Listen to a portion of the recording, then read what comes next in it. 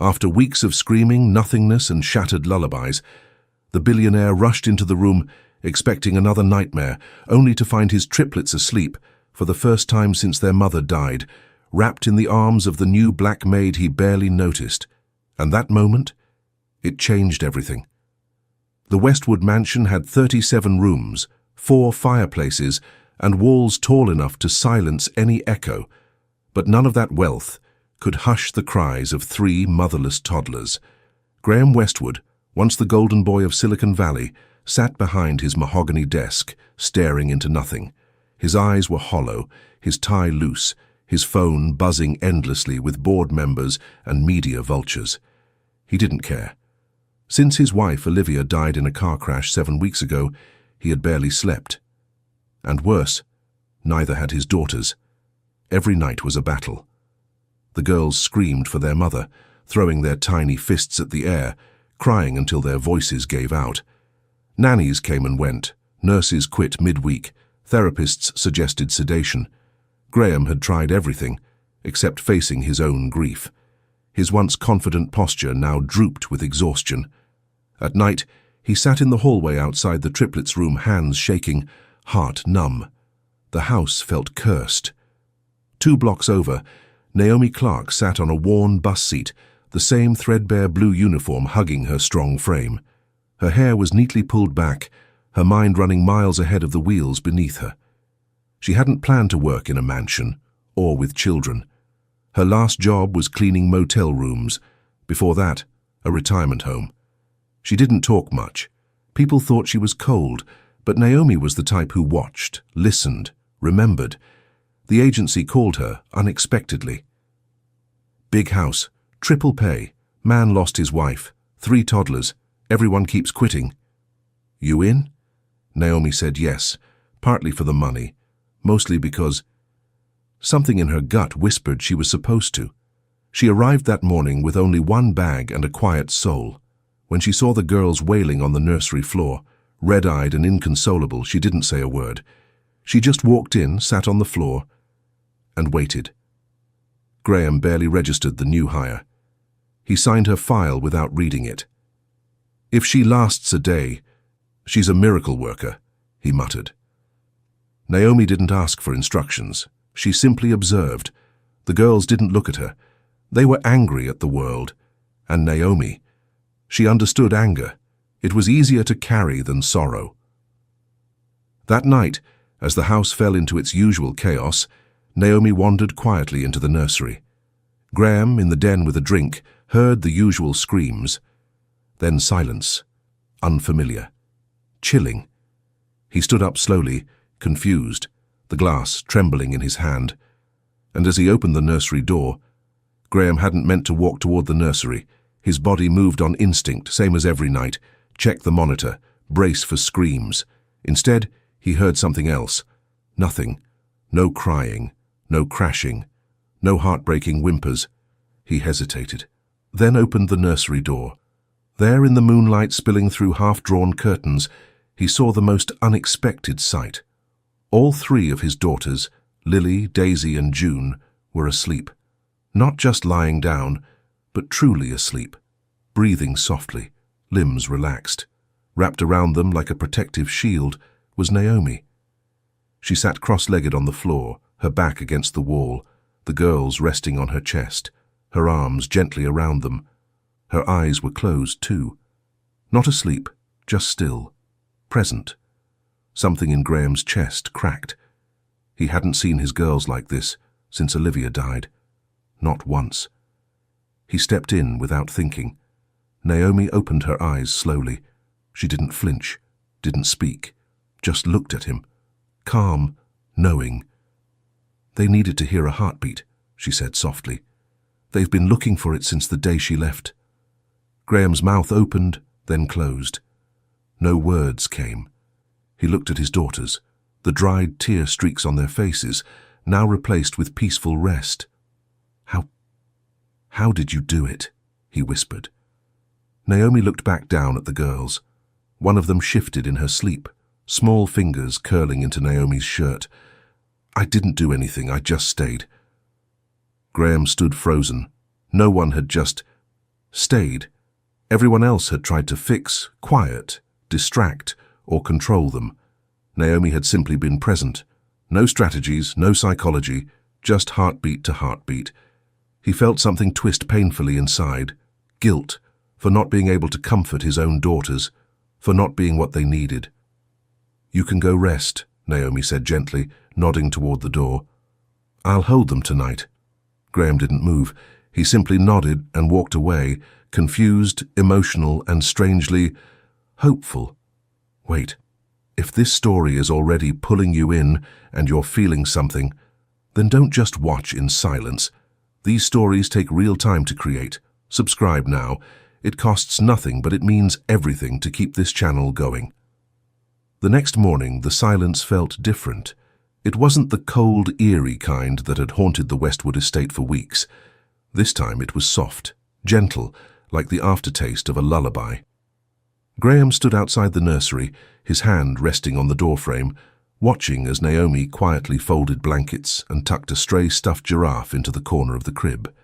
The triplets were still sleeping in the adjacent playroom, side by side on a plush rug, angelic in their rare peace. "They slept for 7 hours straight," Naomi said without turning. "Didn't even stir." Graham crossed his arms. He should have said thank you, or something. But instead, "They've never done that. Not for me, not for anyone." His voice was tight, defensive. "What exactly did you do last night?" Naomi looked up, her eyes calm, not offended, not proud, just tired. "I held them," she said simply. "I told them they weren't alone." Graham flinched, not visibly but inside, because that was exactly what he hadn't done, couldn't do. "I'm not sure that's in your job description," he muttered, immediately regretting it. Naomi's eyebrows lifted just slightly. "Neither was saving your daughters from another night of screaming." She stood, gently brushing off her apron. "But I was here, so I did." Her words weren't rude. They weren't even sharp, but they landed like a blow. Graham retreated that day, into meetings, into emails, into anything that let him put distance between him and what Naomi stirred in him. He wasn't angry with her, not really.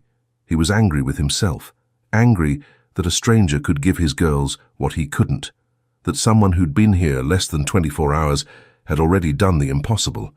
He told himself it was coincidence, luck, a one-time fluke. The girls, meanwhile, were different. They clung to Naomi, followed her shadow, laughed, real laughter, as she hummed while folding laundry or told them stories about colors and clouds and the moon. And Graham, he watched from a distance, a strange bitterness in his chest. That night Naomi found one of the girls, June, curled up in the hallway, thumb in her mouth, tears streaming silently. "What's wrong, baby?" she whispered, kneeling. June sniffled. "Daddy doesn't like when we love you." Naomi froze. The sky cracked open just after 6 p.m. Thunder rolled over the hills like an angry warning, and a sudden downpour turned the Westwood estate's winding driveway into a small river. Inside the mansion, the lights flickered once, then again, and then held. The babysitter had cancelled, texting from a soaked roadside. "Car stalled. No way I'm making it. Sorry." Graham stared at the screen, jaw clenched. He had a last-minute investor dinner. A big one. And now, no sitter, no backup. Just Naomi. He hesitated at her door, unsure. She was reading on the couch, 2 of the triplets nestled under each arm, the third snoring softly at her feet. She looked up when she sensed him. "Can you stay?" he asked. The words came out clipped, uncomfortable. "I have a dinner I can't miss." Naomi nodded. No drama, no emotion. "Of course." Then, after a beat, "Take your time. They're okay with me." That stung more than it should have. The rain still hammered the windows by the time Graham returned, soaked and exhausted. He loosened his tie as he stepped inside, only to hear soft laughter echoing from the den. He followed it. There he found Naomi sitting cross-legged on the floor, surrounded by crayons, paper, and an accidental mess of snack crumbs. The girls were giggling in their pajamas, drawing swirls on construction paper. But it wasn't the scene that stopped him cold. It was the sound. He hadn't heard that sound, their laughter, in months. Maybe since Olivia was alive. Something inside him clenched. "They're happy," he said, more to himself than her. Naomi looked up. Her smile faded slightly. "They're trying to be." "And you?" he asked quietly. "Why are you really here?" Naomi blinked. The girls were now half asleep, piled around her like soft teddy bears. "Because someone has to be," she said. "And maybe I know what it's like to need someone who won't leave." Graham sat on the edge of the couch, the first time he'd voluntarily entered their bubble. "You lost someone?" he asked. Naomi hesitated. "I lost everything," she said simply. "More than once." Silence stretched between them, not awkward, just full. Then one of the girls stirred, murmured Naomi's name, and clutched at her arm. Graham watched as Naomi leaned down and whispered something in her ear, and the child settled immediately. "You're not just the maid," he said suddenly. Naomi looked up, calm and steady. "And you're not just a broken man." At this point, what do you think Graham should do? Protect his pride or open his heart before it's too late? Comment below with your prediction. It was well past midnight. The girls were asleep again, this time in their own beds, thanks to Naomi's soft singing and the scent of lavender she had placed on their pillows. The storm had passed, but something still stirred in the air. Not thunder, tension. Graham stood at the kitchen counter, pouring 2 glasses of warm tea. It was awkward, foreign. He couldn't remember the last time he'd made tea for someone. Naomi entered slowly, barefoot, her cardigan pulled over her shoulders. She hesitated at the sight of him. "Couldn't sleep?" she asked. He handed her the cup, he admitted. They sat in silence for a moment at the edge of the counter, steam rising between them like a gentle fog. "You said earlier—" "You lost everything," Graham finally said. "What happened?" Naomi stared into her cup, her thumb slowly tracing the rim. 3 years ago I had a son," she said quietly. "Josiah. He was 2 when the fever came. I didn't get to the hospital in time. They turned me away, said they were full." Graham blinked. The weight of her words sank like an anchor. "I'm so sorry," he whispered, voice raw. "I was working nights, cleaning office buildings, too proud to ask for help, too broke to afford better." She looked at him then, eyes glassy, but not broken. "After he died, I didn't speak for almost a year." Graham lowered his head. "My wife, Olivia, she was everything," he said, his voice cracking. "The girls don't understand. They just know she's not coming back. And I've tried to move on, but it feels like if I do, I'm betraying her." Naomi nodded. "You're not betraying her, Graham. You're still loving her. That's what grief is. Love with nowhere to go." Her words hit deeper than any therapist's had. The next day, Graham was walking past the laundry room when he noticed a photograph tucked behind Naomi's folded uniform on the shelf. He wasn't trying to snoop. It just caught his eye.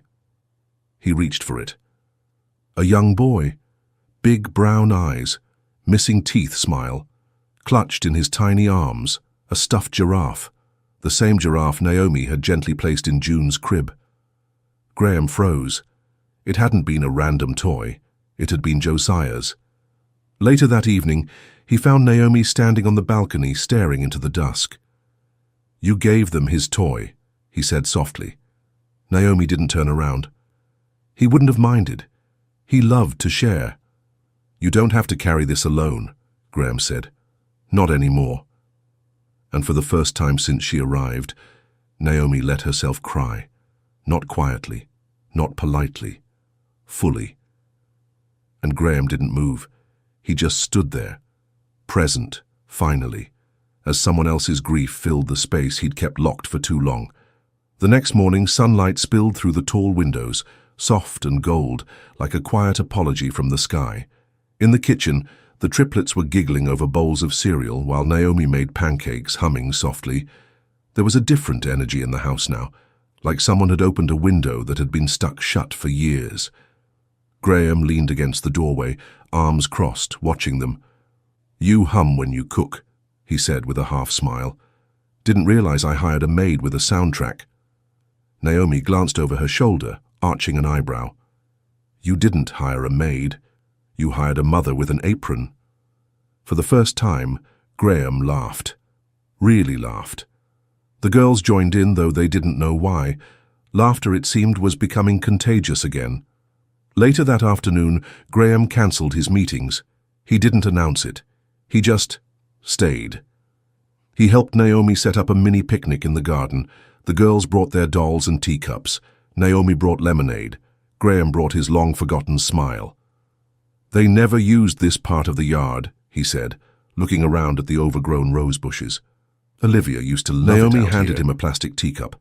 "Then we'll bring it back to life." They sat cross-legged in the grass while the triplets played nearby, their laughter blending with the breeze. Naomi told stories, little ones, about Josiah's obsession with squirrels, about how he once tried to mail himself to God because he missed his grandma. "He was so alive," she said, eyes distant. Everything was a question. Everything was joy. Graham nodded, eyes on his daughters. "You remind them of her, you know," he said quietly. "Not in the way you look, in the way you love." Naomi didn't answer. Her eyes were wet, but her smile held. That evening, after the girls were asleep, Naomi stepped outside with a cup of tea and found Graham already on the patio watching the stars. "Don't think I've ever seen you sit still," she teased. "I forgot how," he admitted. They sat in silence for a while. No pretense, no small talk, just two souls breathing the same night air. "Do you ever think," Graham said slowly, "that maybe the people we lose send others to hold the parts of us they couldn't?" Naomi looked at him. The question hung in the space between them, tender and weightless. "Maybe they do," she whispered. "And maybe some of us are just meant to hold what's left until it feels like love again." Their eyes met. No kiss, no grand gesture, just understanding. The kind that lives quietly in the space between heartbreak and healing. It started with a phone call Graham wasn't meant to hear. He was walking down the hallway toward the laundry room. A quiet afternoon, the girls napping, Naomi humming in the background, when he heard her voice, soft but tense. "I know, Mama. I'm trying. I'm trying not to get too close." He paused. "No, I haven't told him. Why would I? He's not mine. They're not mine. I'm just passing through, like always." Graham stood frozen behind the doorframe. Her words landed like punches to the ribs. "I'll stay until I figure out my next move. Then I'm gone. It's not my life, Mama. It's his. I'm just helping." She hung up a moment later, quietly, unaware she had shattered something in the air behind her. Graham stepped back before she noticed him and walked away. That night, the air felt thick again. The laughter was gone. At bedtime, Graham didn't join the girls. He didn't bring tea. He didn't even say goodnight. Naomi noticed. Of course she did. Later, she found him in the den, staring blankly at the fireplace, glass in hand. "You okay?" she asked softly. He didn't look at her. "You're just passing through, huh?" Naomi's breath caught. "Graham!" "Don't," he said sharply. "Don't lie to me. I heard you. You're not mine, they're not yours. You're just helping, until you leave." Her throat tightened. She stepped forward. "I said that to protect myself. I didn't mean—" "Didn't mean what? That this isn't your life, that you were just biding your time." He stood up, voice rising. "They love you. I trusted you." Naomi's eyes welled. "You think I don't know what this is? You think I haven't felt it too? But I've lost people, Graham. When you lose enough, you stop letting yourself believe anything can last." "So you lie," he snapped. "I survive." Silence thundered between them. "You can go," he said finally, voice breaking. "Whatever this was, it's done." Naomi stood there for a moment, trembling, heartbroken, eyes wide. Then she turned. and left the room without another word. That night, the triplets cried for the first time in days. Naomi wasn't there. Graham tried. He really did. But his arms didn't feel safe like hers. His voice didn't calm like hers. He sat on the floor, holding all three daughters as they screamed, and all he could do was cry with them, not because they were hard, but because he'd let her go. The house had never felt this empty. Naomi was gone. She didn't leave a note, didn't pack much, just slipped away early in the morning like she was never meant to stay, and yet everything reminded them of her. The girls cried at breakfast, refused pancakes, wouldn't nap. Graham couldn't concentrate. He cancelled meetings, turned off his phone, and sat in Olivia's old reading chair trying to make sense of the silence. That night, he walked into the nursery. The giraffe was still in June's crib, Josiah's. He picked it up and stared at it for a long time. "You stayed even when it hurt," he whispered, "and I pushed you away because I was scared." He sat on the floor, watching his daughters sleep restlessly. "I'm so good at building things, companies, money, power, but when it comes to people," his voice broke, "I break everything I touch." Naomi sat on a city bench, her single duffel bag at her feet. She had no plan, no place to go. She stared at her phone. There were no messages, no missed calls, just silence, heavy and accusing. "I walked away again," she whispered, just like before. A woman pushing a stroller passed her. The baby laughed, a little girl with blonde curls, just like the triplets. Naomi turned away quickly, tears sliding down her face. Back at the house, Graham opened Olivia's old journal. She used to write everything: thoughts, feelings, fears. On the last page, in faint ink, was a quote she had scribbled just a month before her death. "Love isn't about who stays, it's about who chooses to come back." He stared at it for a long time. Then he grabbed his keys. Naomi's phone buzzed just as she was about to board a late-night city bus. "Graham, they're asking for you, I'm asking for you, I know you're scared, so am I, but maybe we can be scared together." Naomi read it once, twice. Her hands trembled, and then she stepped off the bus. The front door creaked open at sunrise. Naomi stepped into the foyer, her duffel still in hand. The air was still. The house quiet, but not hollow. Her footsteps echoed softly as she moved through the rooms, past the grand staircase, past the piano Olivia once played, past the nursery. She stopped. Inside, Graham was asleep in the rocking chair, still dressed from the night before, the triplets curled up all around him like little stars around a collapsed sun. He looked exhausted, broken, human. Naomi stepped in quietly and sat beside them on the floor. One of the girls, Daisy, stirred, then blinked open her eyes. "You came back," she whispered. Naomi smiled, brushing a curl from the child's forehead. "I missed you too much not to." Graham woke a few minutes later. Their eyes met, not with tension this time, but relief, a silent, mutual exhale. "I thought I'd lost you," he said softly. "You almost did," Naomi replied honestly. "But maybe we both needed to break before we could rebuild." He nodded, eyes full. "I was afraid that if I let someone in again, it would mean I stopped loving her." Naomi reached over and touched his hand, gently, firmly. "You'll never stop loving her. That love built this house. It gave you these girls. It led you to me." She paused. "But there's room in your heart for more than grief." Graham looked at the girls, now snuggled around Naomi's lap again, like nothing had ever come between them. "I don't want you to be the maid anymore," he said. Naomi blinked. "What do you mean?" He gave a small smile. "I mean, stay. For real. Not just for them, not just to help, but because this house needs you. I need you." She didn't answer right away, but her hand didn't move from his. Weeks passed. The house changed in small but beautiful ways. The once cold dining room now echoed with giggles and pancake syrup spills. Naomi's humming became part of the home's rhythm. Graham smiled more. He showed up more. One morning, June fell and scraped her knee in the garden. She didn't cry for her mother. She cried out, instinctively, "Mama Naomi!" Graham froze. So did Naomi. The child looked up, unaware of the moment she had just created. Naomi knelt, wiping the tears, and kissed her forehead. Graham walked over, eyes soft. "You okay with that?" he asked gently. Naomi looked up, eyes glistening. "More than okay." He reached down, lifted her to her feet, and held her. Not in desperation, but in peace. That night, for the second time since Olivia died, the house was quiet. But this time, it wasn't grief. It was love.